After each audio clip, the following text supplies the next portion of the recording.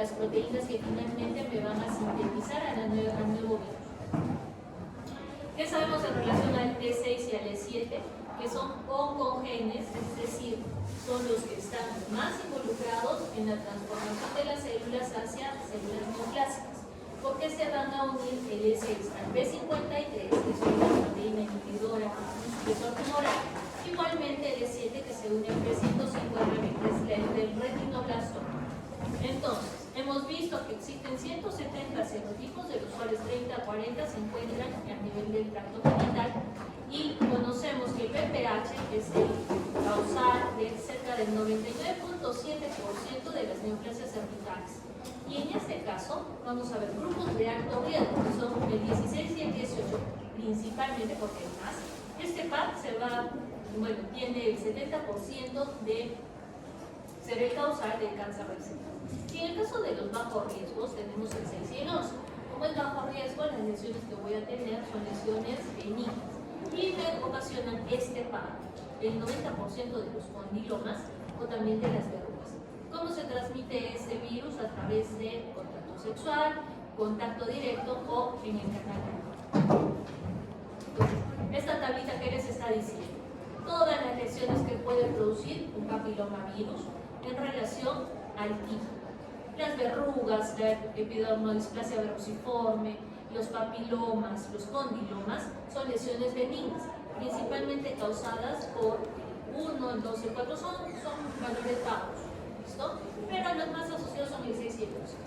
La neoplasia intraepitelial cervical, que es un paso previo al cáncer, junto con el cáncer de cuello uterino, van a estar asociadas a los serotipos de alto riesgo, más frecuentemente el 16 y el 18, pero hay otros más, 31, 33, 35, 45, etc. Entonces, ¿qué es lo que ocasiona el virus? Hemos dicho que es por contacto sexual, ¿no es cierto? Entonces, en la mucosa cervix pueden aparecer como microgrietas, y cuando ingresa a este papiloma, agarra y tiene preferencia por las células de la base, las células de la capa basal. ¿Qué tipo de epitelio tiene el exocervix?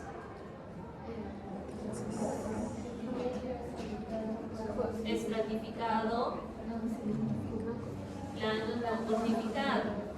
Y el endocervix, ubicocíneo. Entonces, las células, el virus tiene predilección por las que están en la base. ¿Por qué? Porque son células inmaduras. Porque cuando tienen un epitelio que es estratificado, ¿qué pasa? Yo tengo la base y va a ir creciendo, madurando, y cuando ya alcanza su maduración, se van a exfoliar. Eso pasa con todos los estratificados. Entonces, como tiene una alta tasa de replicación, se ve favorecido, o es la necesidad que tiene este virus para replicarse a nivel del núcleo. Y cuando estas células van a estar infectadas por el VPH, lo que va a pasar son cambios en la propia célula. Esos cambios se les denominan displasias.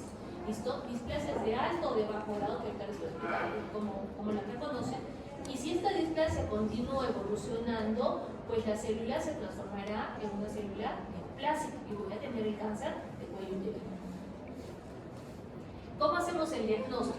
Podemos hacer la identificación de la gente, ya sea por aislamiento, utilizando animales de laboratorio, huevos embrionados o cultivos celulares. Acuérdense que estamos trabajando con virus, y los virus, para poderse replicar, van a necesitar de una célula. Yo no los puedo cultivar bajo otro medio. ¿Listo? Y para poderlos ver, como son tan pequeñitos, necesito microscopía para ver el virus. Porque con microscopía óptica lo que yo estoy viendo es el daño o los cambios que está generando el virus sobre un tejido o sobre una célula. En el caso de la detección de los componentes virales, tenemos acá para detectar el genoma y las proteínas utilizando técnicas moleculares de tipo protein, que me permiten ver DNA, RNA, lo que es el colesterol, lo que es el PCR. Y para ver la respuesta inmune, es decir, ver si se generan o no anticuerpos, usamos seroneutralización, inmunoenzimología o inmunodifusión. Pero la prueba que sí o sí es la más fácil, la más rápida, la más barata La que es más accesible a todo el mundo es el extendido cérvico-vaginal o citología cérvico-vaginal, ¿no? Más conocido como Papa Nicolau porque es la atención que nosotros usamos para ver generalmente. ¿Listo? ¿Y en qué consiste? Cuando yo tengo una paciente que va a consulta de ginecología, que es mandatorio que le haga su extendido. ¿Cuándo? ¿A partir de qué momento hago esta prueba? ¿En quiénes? Cuando una mujer inicia su vida sexual, ¿cierto? Cuando se inicia la vida sexual, la mujer debe de hacerse este examen una vez al año, como mínimo, ¿listo? Y ya cuando llegan a los 45, 50, ya extendemos el periodo. No porque no tengan vida sexual las señoras de esa edad, ¿no? Sino porque ya hay menos riesgo de una transformación. En esas mujeres me preocupa más el cáncer de mama. Entonces, ¿qué es lo que nosotros hacemos? Para poder visualizar el punto, necesito aperturar la cavidad vaginal. ¿Con qué? Con un espéculo. Los espéculos son como una boquita de pato. ¿Listo? Se mete el espéculo, se fija, se apertura con mucho cuidado, sobre todo cuando tengan que hacer prácticas de gínico, porque si eso se suelta, el patito va a morder al cuellito y eso a la pobre paciente le va a molestar. Entonces, siempre con mucha delicadeza. ¿Listo? Entonces, aperturo la cavidad, miro el cuello y yo tengo que tomar muestra del exocervix y muestra del endocervix. Para eso podemos utilizar estas espátulas.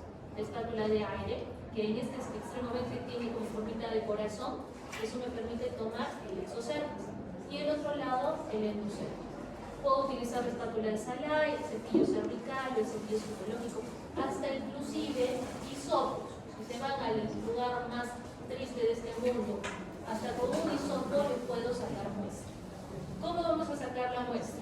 Primero, se van a introducir 2/3 partes a nivel del canal endocervical y se empieza a rotar. ¿Listo? Yo primero saco una muestra del exocervix y en mi laminita agarro y le extiendo. Meto nuevamente, si fuera un cepillo o un hisopo, roto dentro del canal hasta 5 veces y extiendo el endocervix. Una vez extendidas en las láminas, paso a fijar. ¿Con qué lo fijamos? Existen aerosoles especiales para fijación, o si no utilizo el alcohol. Y en el peor de los casos, si tienen laca, con la laca lo fijan, que es con lo que generalmente hacen en las costas. No hay dinero para el alcohol, pero sí para la laca. Así que se van al cero todos, chicos y chicas, con su botella de laca. ¿Listo? Muy bien. Una vez que se ha fijado, que se ha tomado la muestra, eso se va a enviar al servicio de anatomía patológica para que nosotros hagamos luego el resto del proceso. Pero esa muestra debe estar rotulada con ¿qué? Nombre de la paciente, edad, fecha de toma, fecha de última regla, resultados previos, anticoncepción y embarazo, sitios de obtención de la muestra, técnica y sospecha clínica. Todos esos datos para mí son importantes, porque dependiendo, por ejemplo, si esta mujer es menopáusica o perimenopáusica, las leyes van a cambiar. También dependiendo de qué etapa del ciclo menstrual se encuentre, ¿no? Obviamente durante la menstruación no se toma la muestra. Igualmente si está embarazada, el embarazo cambia las células, las transforma como mediaglubes. Y en el caso de los anticonceptivos también me las altera, a veces tanto que parecieran medias atípicas que me hace dudar entre si tiene o no una lesión preneoplásica. ¿Listo? Entonces son datos que a mí como observadora me van a servir para no estar perdiendo mi tiempo y pensando cosas que no son. Y entonces una vez que llega al servicio nosotros hacemos la atención del Papa Nicolau. Esa es la modificada, existen otras, existen hasta formas mucho más rápidas de hacerlo, pero bueno. Acá tenemos que la muestra cuando llega, primero la hidratamos en etileno alcohol y agua destilada, luego la atendimos con hematoxilina, la decoloramos de forma parcial con agua corriente, ácido clorhídrico y otra vez agua corriente, se deshidrata con alcoholes de menor a mayor valor, de 70, 80 y 96 grados, luego utilizamos el Orange G, luego volvemos a lavar con etileno alcohol, utilizamos el policromo que es la eosina ácida, que es el nombre de la coloración, y lavamos otra vez con etileno alcohol y terminamos deshidratando de forma completa la muestra con cieno. ¿Listo? Entonces se tiñe la lámina y pasamos a la observación. Para observar citología, observar solamente las células, nosotros utilizamos el sistema Bethesda. Es lo que nos permite a los patólogos hablar el mismo idioma acá en la China o en la Conchinchina. Si yo mando mi informe de citología acá en Arequipa, de repente a, no sé, a una universidad en Europa, van a entender lo que yo estoy indicando, lo que estoy diagnosticando, porque todos lo hacemos bajo ese sistema. Eso es un consenso entre todos los patólogos. ¿Y qué es lo que nosotros vamos a ver? ¿Qué es lo que nosotros vamos a ver en la citología? Primero que nada, vemos las células escamosas porque eso es lo que hemos sacado de ese exocervix, ¿no? No me voy a enfocar acá en el exocervix, sino en el exocervix. Esta es una célula escamosa normal. ¿Se dan cuenta cómo es el núcleo pequeñito, redondito, el citoplasma es más abundante? La célula es poligonal, perfecto. Pero miren este grupo de células. Se dan cuenta que el núcleo, si yo lo comparo, está aumentado de tamaño. El color está más teñido, está hipercromático, no es que me haya equivocado con la función. ¿Listo? Los bordes del núcleo también son bien irregulares. Entonces, eso es atípico, eso no es normal. Y además, algunos van a presentar esta línea. No es que significa que esto es la célula, sino que todo esto de acá es la célula y alrededor del núcleo se ha dado una área que es mucho más clara. A eso se le llama el halo perinuclear. Cuando veo una célula que tiene ese halo perinuclear, a esa celulita yo la llamo coilocito. El coilocito es la célula característica de infección por VPH que inmediatamente me hace pensar o me hace diagnosticar que esta mujer tiene una displasia de bajo grado o lesión intraepitelial de bajo grado. Y es más, si quieren comparar con esta célula que está acá, miren el núcleo de acá, miren este núcleo de acá. Más grande, más teñido. ¿Listo? Entonces ahí tenemos a los coilocitos. Igualmente acá, a veces encontramos hasta binucleación. No es normal que yo encuentre dos núcleos en una célula escamosa.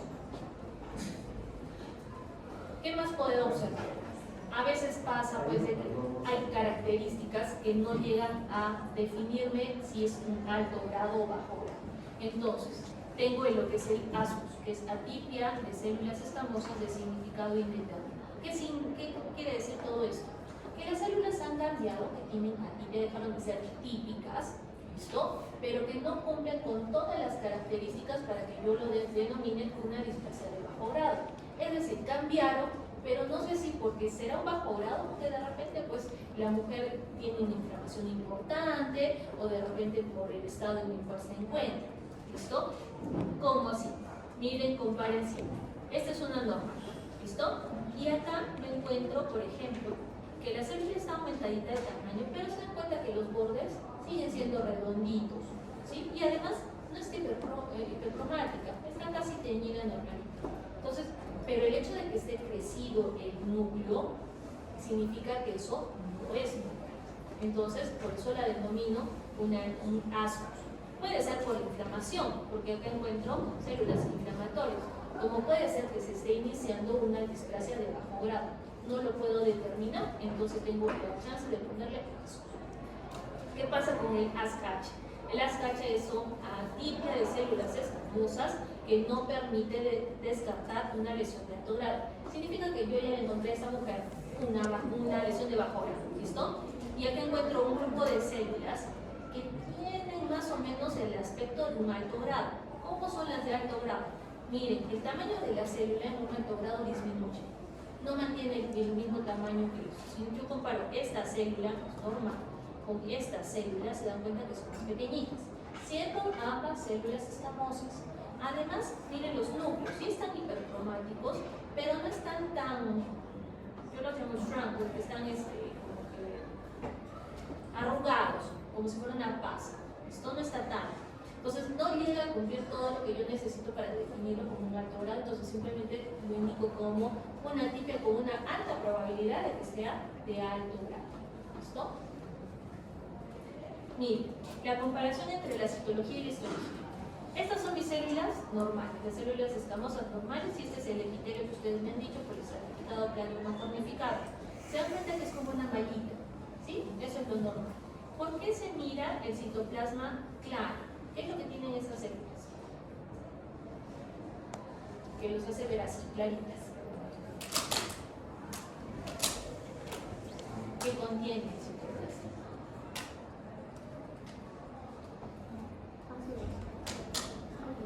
¿Qué? Agua. Muquero. Eso les enseñamos en cito, ¿eh?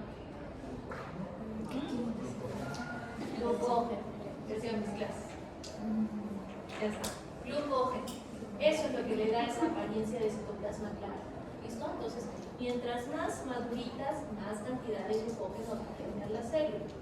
Entonces, ¿qué pasa cuando están infectadas con VPH? Yo voy a tener los famosos coilocitos, ¿no es cierto? Miren el núcleo, el cromático, todo lo que les estaba hablando. Y en el epitelio, ¿cómo lo miro eso? Este es el epitelio. Acuérdense que un epitelio tiene la membrana basal, la capa basal y todos los estratos. ¿Listo? Ese epitelio yo lo divido en tres: tercio inferior, tercio medio, tercio superior. Cuando estas células que estoy viendo acá, yo las encuentro en el tercio inferior, a eso le denominamos displasia de bajo grado, antes conocido como NIC1, antes conocido como displasia leve. ¿Listo? ¿Qué pasa con el NIC2? El NIC2, o antes conocido como NIC2, es lo que ahora conocemos como displasia de alto grado. ¿Qué voy a encontrar? Que los dos tercios, o sea, el tercio medio y el inferior, están comprometidos. ¿Se fijan cómo están las células, los núcleos acá? El epitelio está desordenado, el núcleo está grande, hipercromático, pero en el tercio superior no encuentro modificaciones. Entonces eso es un ictus, ¿listo? O displasia moderada, o ahora conocido como displasia de alto grado. Y el NIC3, bueno, antes conocido como NIC3, o antes conocido como displasia severa, es cuando los tres tercios están alterados, están comprometidos. ¿Listo? Entonces, miren, a lo largo del tiempo ha habido variaciones. Antes los llamábamos NIC, que es neoplasia intraepitelial cervical, teníamos NIC1, NIC2, NIC3, dependiendo del grado, porque estoy hablando de, para dar esa denominación, yo tengo que ver tejido, no células. Células es como el sistema Bethesda, ¿ok? Entonces, la displasia ahora se le llama displasia leve, moderada, severa. ¿Listo? Y lo puedo colocar también haciendo correlación con el sistema Bethesda, que el NIC1, la displasia leve, es una lesión intraepitelial de bajo grado, o LIE, su abreviación, LIE de bajo grado. El NIC2 y el NIC3 entran como lesiones de alto grado. Y generalmente las hemos agrupado así porque el tratamiento va a ser el mismo para un NIC2 o para un NIC3. Voy a tener que aplicar lo mismo, diferente del tratamiento que aplicamos para el NIC1. Aparte del tamizaje con los PAPs, utilizamos también colposcopía. La colposcopía es que yo visualice el cervix utilizando como un microscopio que es el colposcopio para observar directamente cómo debe ser esto. Acuérdense, el cervix normal debe ser rosadito, brillante, ¿listo? Y entonces, si yo sospecho de alguna lesión, lo que hace el ginecólogo es dar toques con ácido acético, ¿listo? Al 5%. ¿Qué es lo que hace esto? El ácido acético permite la visualización de las áreas que están comprometidas con la infección. ¿Cómo? Se van a teñir de blanco. Por eso es que a veces ponemos colposcopía, los puntos positivos para manchas aceto blancas. Eso es como las denominamos, manchas aceto blancas. Porque literalmente se teñe blanco. Miren, por ejemplo, esta imagen, esta área de acá está blanquecina. ¿Listo? Este es el área que está comprometida. ¿Listo? Puedo utilizar el ácido acético o puedo hacer el test de Schiller, que es lo mismo, nada más que en lugar de ácido acético utilizo flúor. Y se va a teñir también las áreas que están infectadas. ¿Por qué esto es importante? Porque cuando visualizo esto, imagínense, agarra y me toma una biopsia, pero me toma la biopsia de acá. Y acá está el epitelio normal. No vaya cuando me lo van a patología, yo no voy a encontrar lesión, voy a decir, sin cambios histológicos. ¿Listo?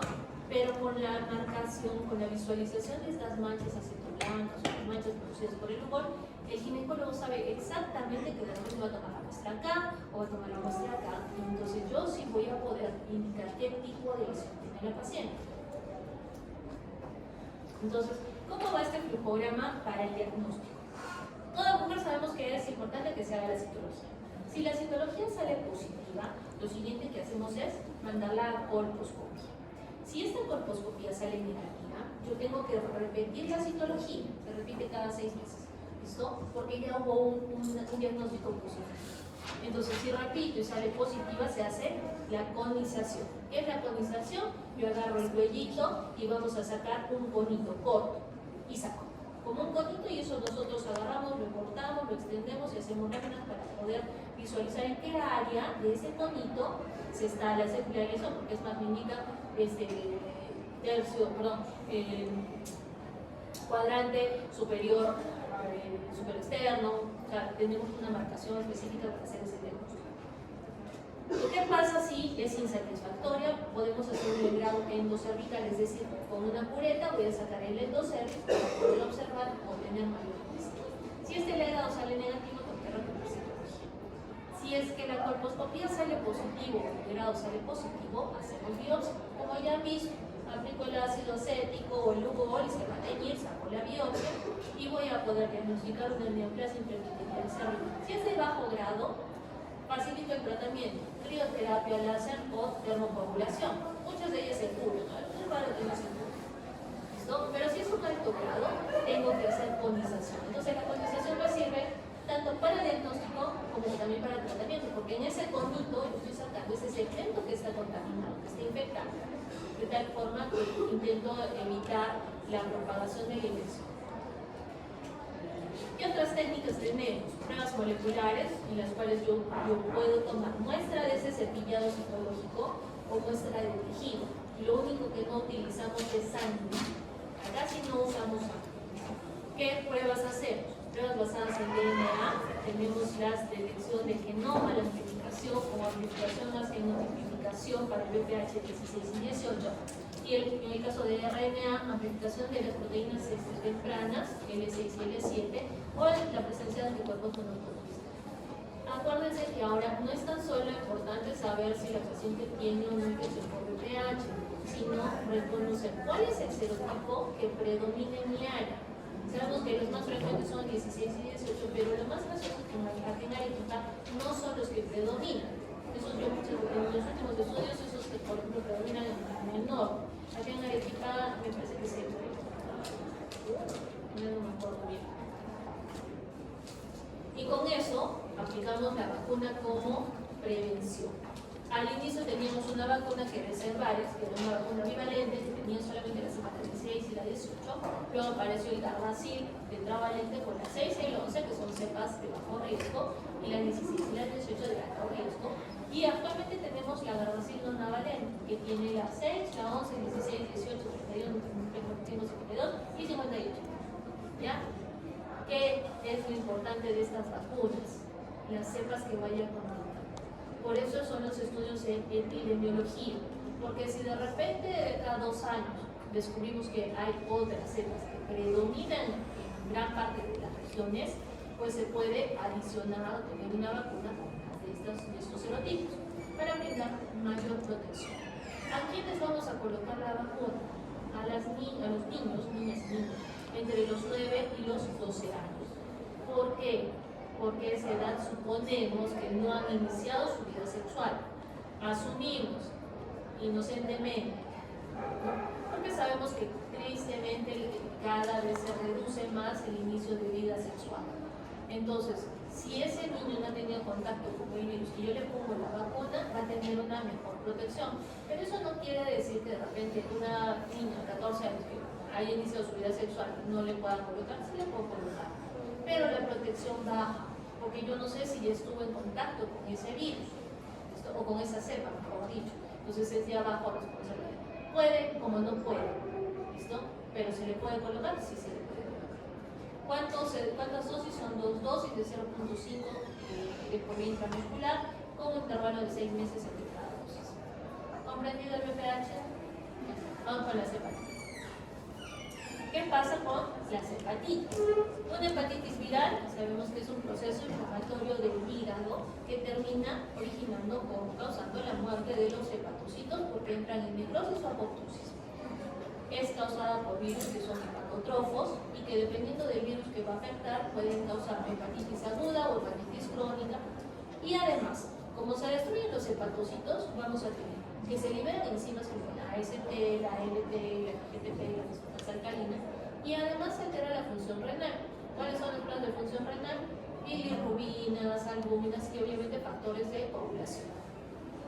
Entonces, aparte de los virus que vamos a estudiar, hay otros que me van a causar hepatitis, por ejemplo, el Epstein-Barr, citomegalovirus, el de la varicela, sarampión, el herpes, la rubiola, la fiebre amarilla, incluyendo el coronavirus. Entonces, ¿cómo funciona la fisiopatología de la hepatitis? Lo que vamos a ver, el daño que se observa en el tejido es principalmente causado no por el virus, sino por la respuesta que se genera por la infección. Entonces, cuando tengo un hepatocito infectado, se va a producir o se va a presentar un antígeno al complejo mayor de histocompatibilidad tipo 1. ¿Sí? Ese antígeno, ¿por quién va a ser reconocido? Por los linfocitos T tipo CD8. Que ahora lo reconocen, dice, este es malo, te voy a matar, te voy a apoptosear y lo apoptosea. ¿Sí? Entonces, un hepatocito apoptoseado se le conoce como el cuerpo de Poncio. ¿Listo? Y la apoptosis nosotros lo vamos a ver una célula que no tiene núcleo, ¿listo? Como que si hubiera explotado de todo el núcleo, se hubiera liberado la autopilogía. Además de eso, también se produce regeneración hidrógena, es decir, que voy a ver esto como si estuvieran los hepatocitos como si fueran globitos. Y también hay presencia de necrosis en el área periportal. ¿Cuál es el área periportal?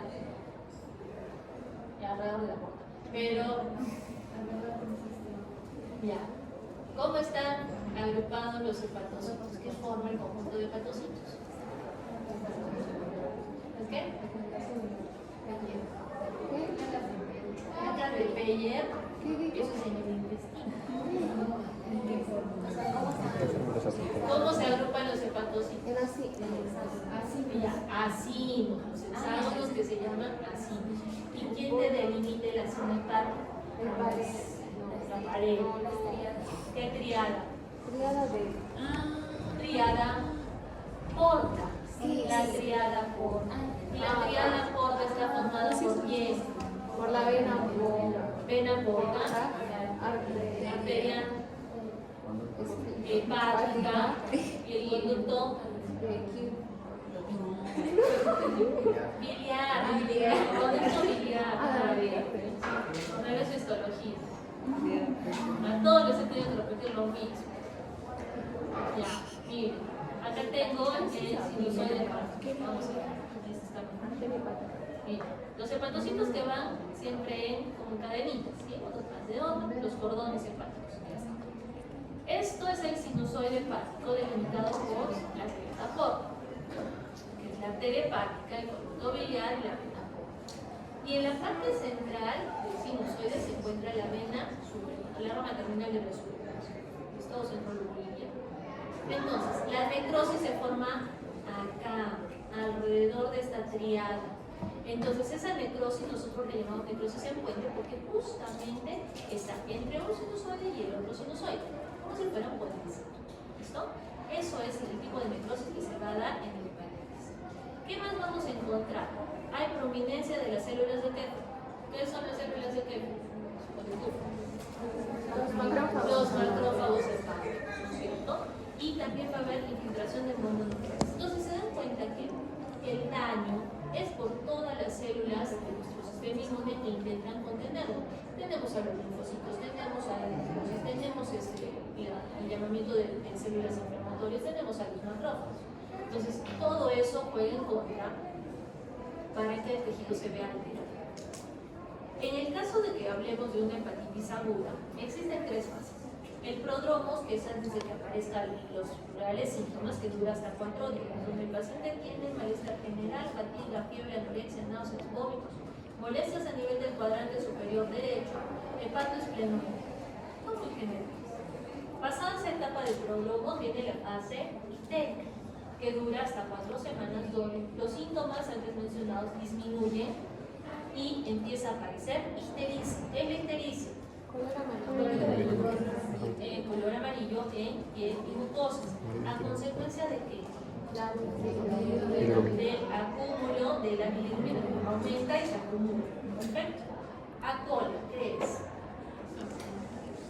Acolio. Sí. Colia. ¿Qué es acolia? Sin cola. Sin color. ¿Qué cosa está sin color? La deposición. Entonces, las deposiciones son blanquecinas. Esa es la cola. Y la coluria La orina está más cargada, está más teñida, como si fuera té cargado. ¿Listo? ¿Qué más encontramos? Pérdida de peso, prurito. ¿El prurito por qué se va a dar? ¿Por qué le pica la piel al paciente?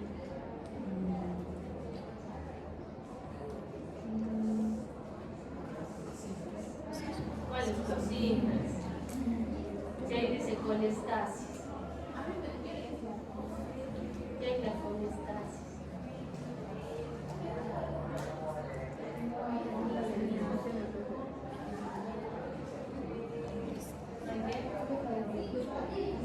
Hay una, claro, está estancada, pero ¿y eso que también tiene que ver con el hecho de que esté estéril?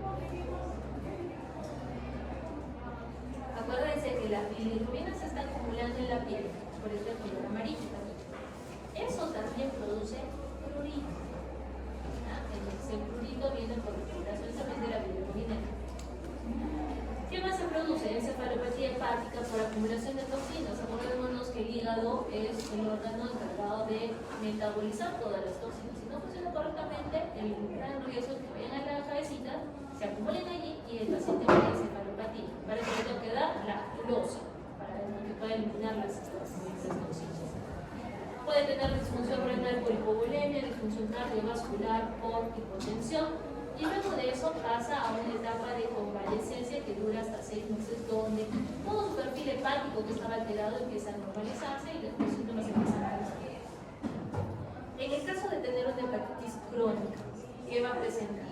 Vamos a tener una etapa de latencia, que es el periodo en el que el paciente está infectado y todavía no presenta los síntomas, y la enfermedad activa, que consiste en que tenga fatiga, malestar general, fiebre, anorexia, pérdida de peso, ictericia, patología, dolor en cuadrante, superior derecho, eritema y telangiectasis.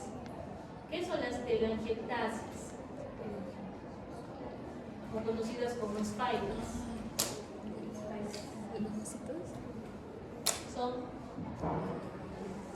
a veces salen en la carita. Son vasos dilatados, son vasos muy superficiales que están dilatados y se forman como unas arañitas. Todo eso también es característico de una hepatitis. Y puede llegar inclusive hasta un nivel de cirrosis donde va a haber varices por hipertensión portal, citis, paulopatías, encefalopatías y también ictericia. ¿Dónde se van a presentar las varices por hipertensión portal?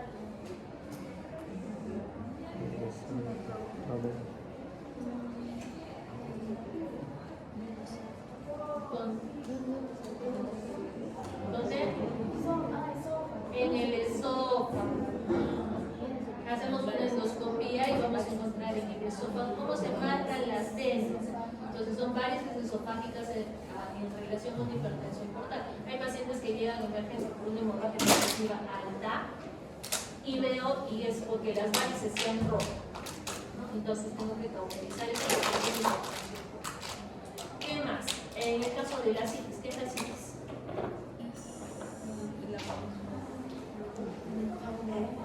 ¿Por qué razón?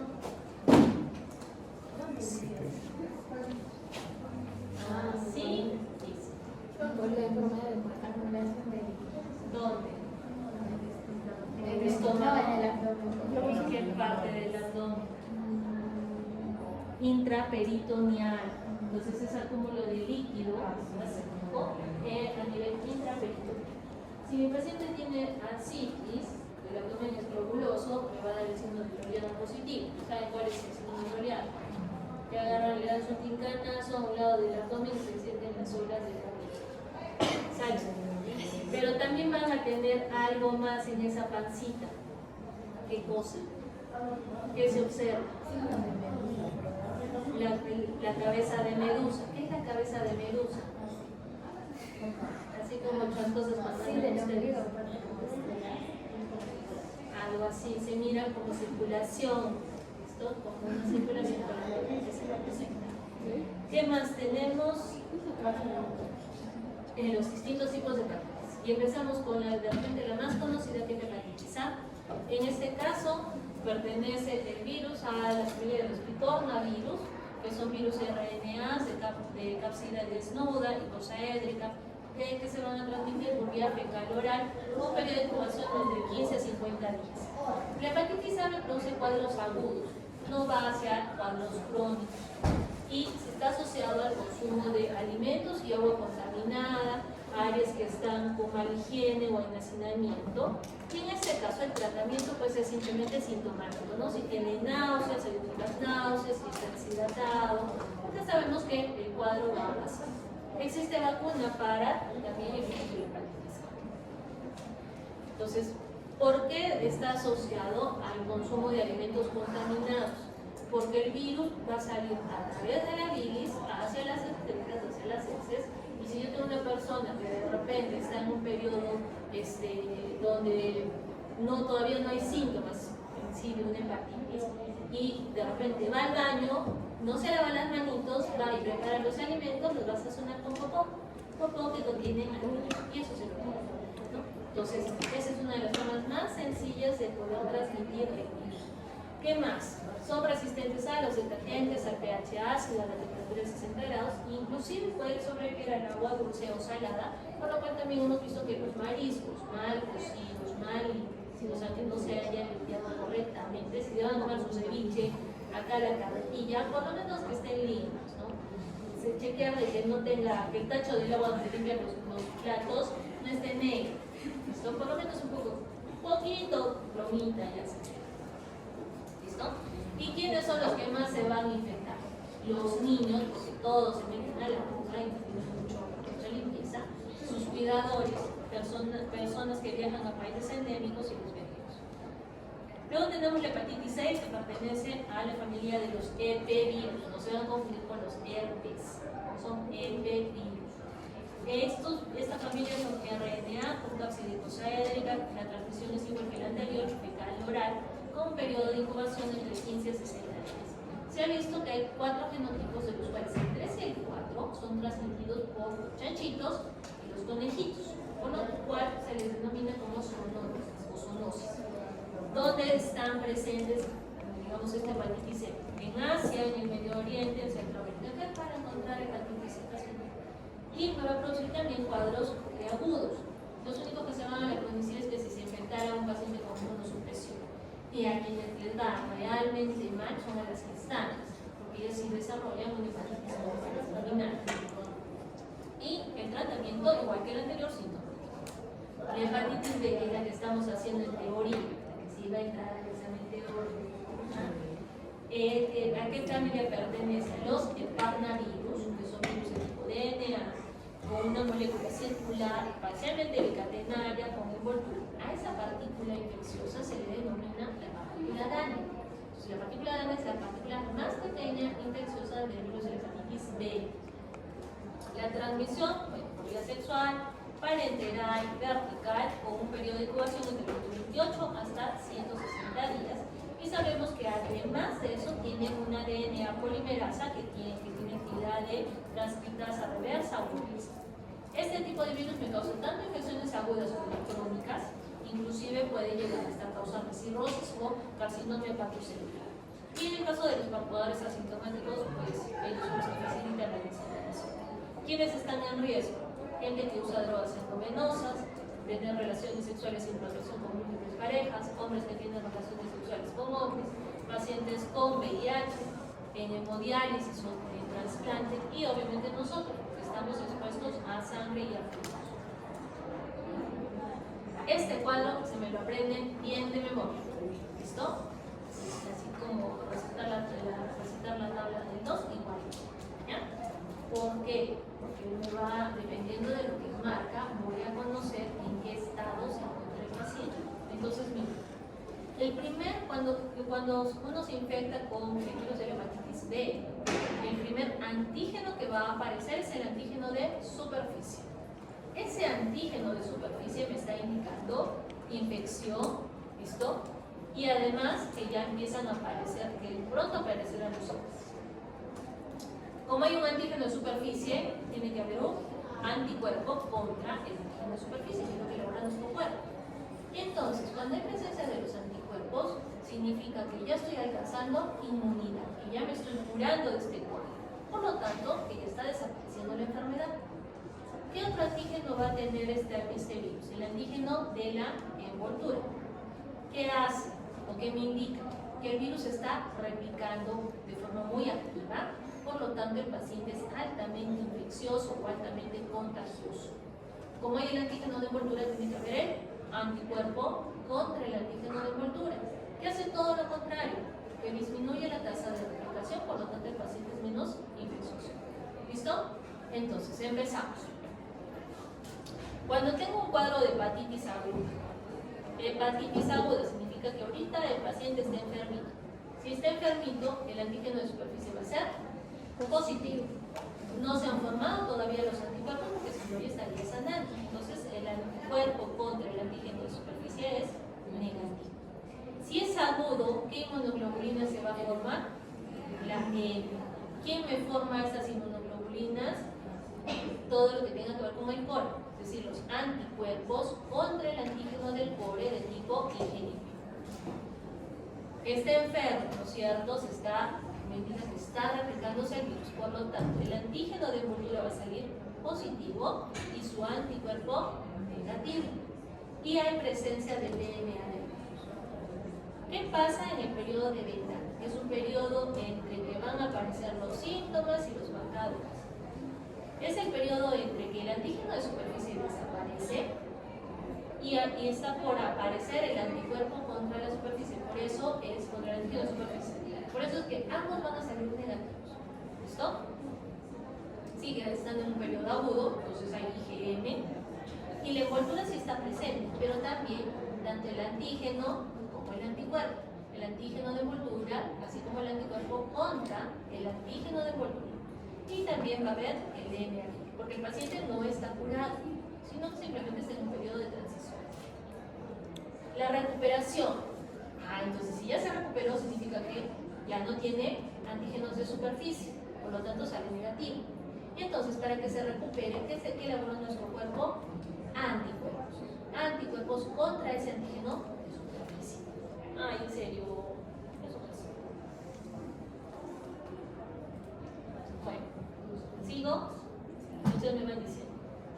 Entonces, como ya se recuperó, ya dejó de estar en un periodo agudo. Y entonces, ¿qué IG voy a tener? IgG.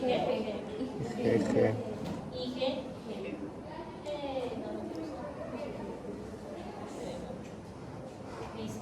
¿Cómo va a estar el antígeno de envoltura? ¿Presente o ausente? Ausente. Porque acuérdense que ya se recuperó la replicación, ya bajó, y entonces los anticuerpos contra el antígeno de envoltura estarán presentes. ¿Habrá DNA? ¿DNA del virus? No, ya no. Eso es la recuperación. La vacunación, ¿qué pasa con ustedes cuando se hayan colocado las 3 dosis? Lo normal, la vacuna, lo que trae, lo que les colocamos es el antígeno de superficie. ¿Listo? Se coloca eso. Por lo tanto, ¿qué elaboras en el cuerpo? Anticuerpos contra ese antígeno de superficie. Y eso es lo que los va a inmunizar, lo que los va a proteger. Entonces, si yo mido y sale positivo el anticuerpo contra el antígeno de superficie, solo ese significa que se han vacunado. Todo el resto es negativo, no tiene por qué tener envoltura, no tiene por qué tener antígeno de superficie ni DNA del virus. ¿Qué pasa con la hepatitis crónica? Para la hepatitis el paciente está enfermo, ¿sí? En un estado crónico. Entonces, si está enfermo, ¿qué antígeno va a presentar? El de superficie, positivo. ¿Tendrá anticuerpos contra el antígeno de superficie? No, porque sigue enfermo. Es crónico. ¿Qué IG va a producir los anticuerpos contra el core? La G. Perfecto. La envoltura. El antígeno está enfermo. Va a salir positivo y el anticuerpo negativo. Pero puede pasar lo contrario, en la cronicidad. Ojo con eso. Y el DNA, obviamente, está positivo porque ¿listo? ¿Comprendido? Ya está.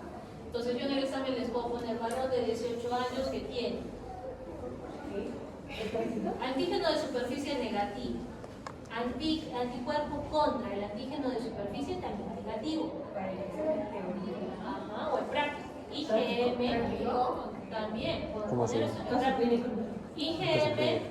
IgM contra el antígeno del core positivo, antígeno de envoltura positivo, anticuerpo contra el antígeno de envoltura positivo, DNA para hepatitis B positivo.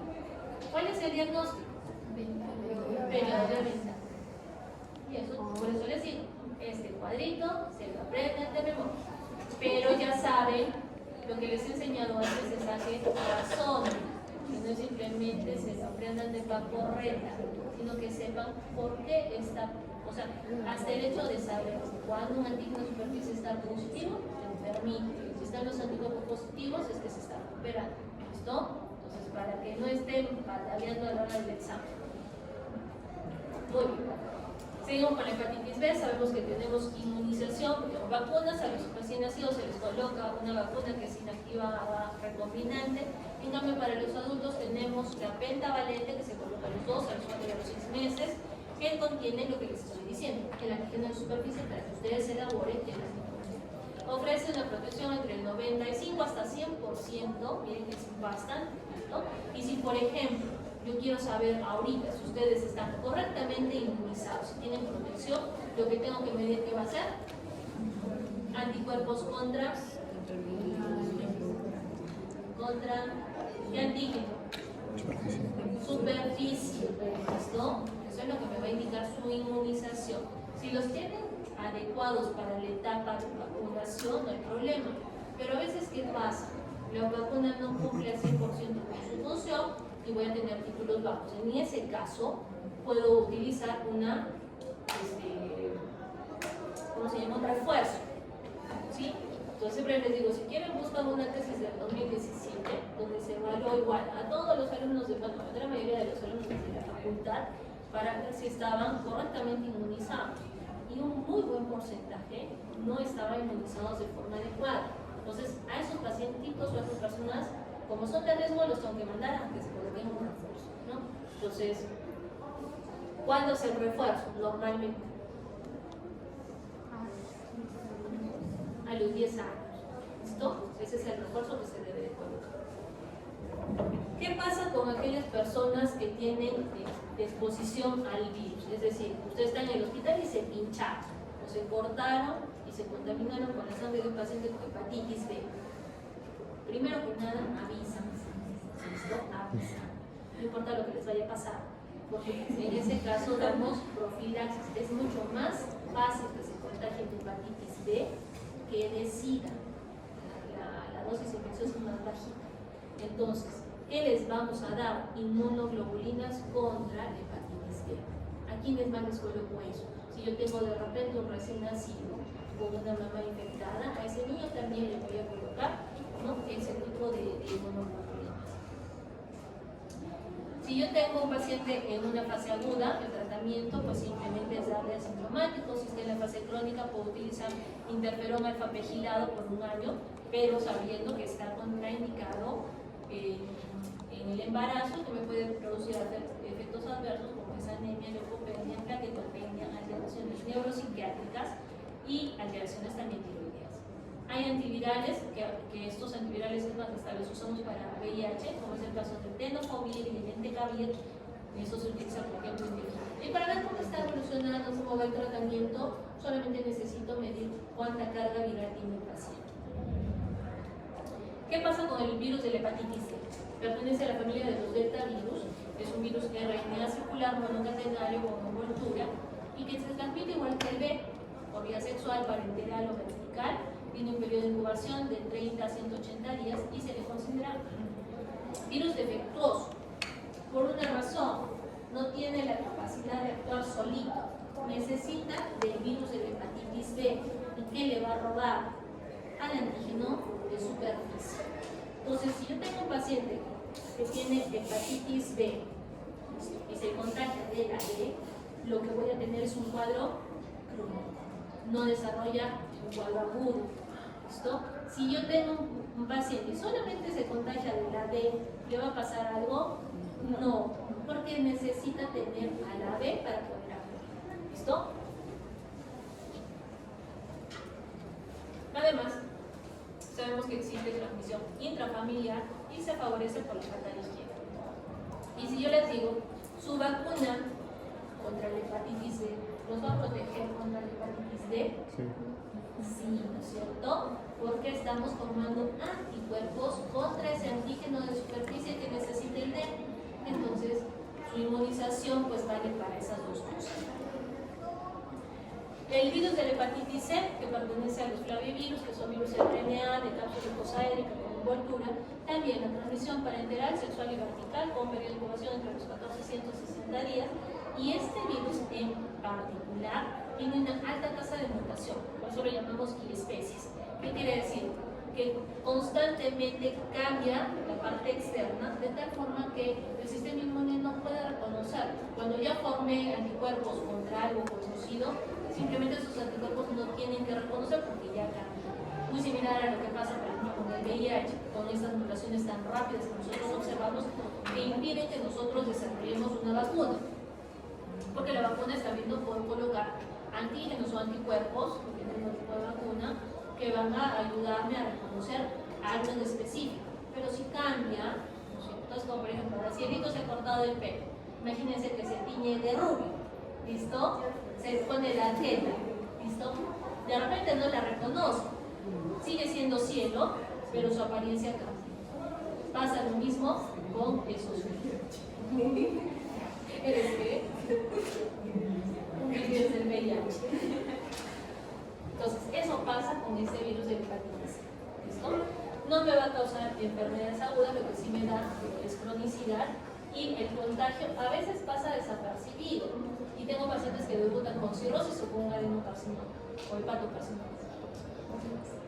En el caso de que tenga, por ejemplo, una persona con anticuerpo positivo para el C, necesito una confirmación midiendo la carga viral. Igual, el tratamiento interferón alfa-pegilado, y en este caso sí hemos tenido el desarrollo de antivirales que van directamente contra este virus. Miren, la tasa de curación es del 98%, pero el problema pues, ¿cuánto cuesta? ¿Listo? Porque acá en el Perú me parece que tampoco ni siquiera los tenemos, y son el Soscovir, el Velpatasvir, que bueno, en combinación, o lo que es el Clepacrevir más el Velpatasvir. Entonces, esos son antivirales, no sé si, todavía no los he visto bien si son inhibidores de nucleósidos o de nucleósidos. ¿Y qué es lo que vamos a hacer hoy día? Otra vez se van a escuchar el dedo. ¿Listo? Tenemos pruebas para el virus de la hepatitis C, para el virus de la hepatitis B, ¿verdad? Entonces, igual, las parejitas otra vez, uno le pincha para la B, el otro le pincha para la C. ¿Correcto? Y tenemos láminas.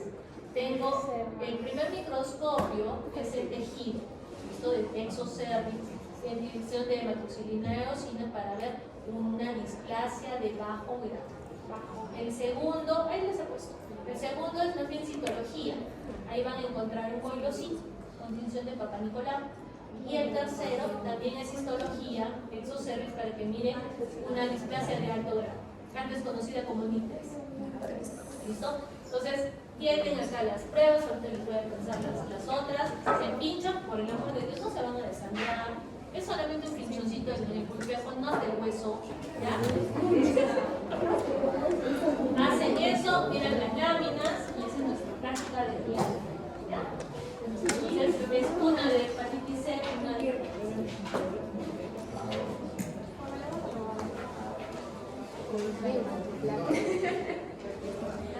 abres, una es de B y otra es cuando abras la bolsita, ahí está, para el B, no para el C. No la moví. Amalia, yo siempre me muevo las cosas. No,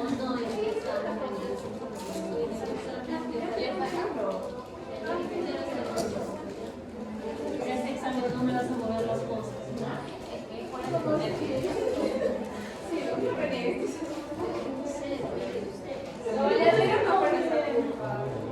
Yo me puse muy nerviosa. Amalia, sí, yo sí lo moví.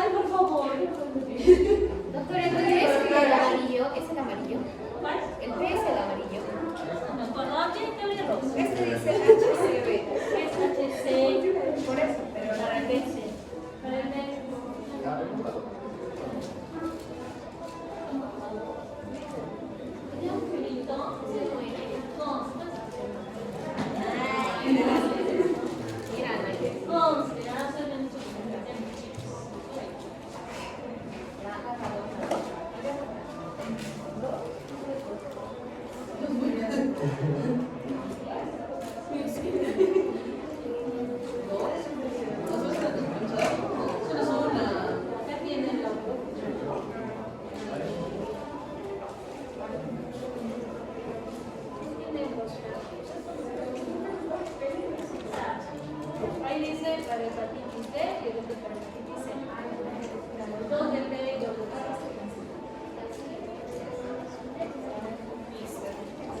Acá la chica.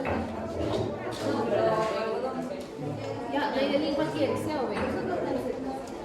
claro, para ti.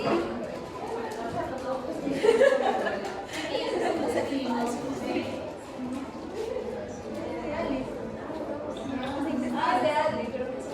Sí, es que lo que empezaron.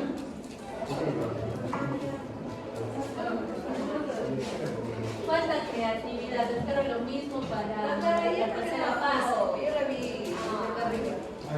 Yo la estaba viendo. Mire, es solo por eso. De que no comprar todo eso para un país. ¿Cuál quieres? ¿B? ¿Qué quieres? Ya. Ahí me que una procedida acercarme. Ahora que me estás hablando. Ya, que se está haciendo.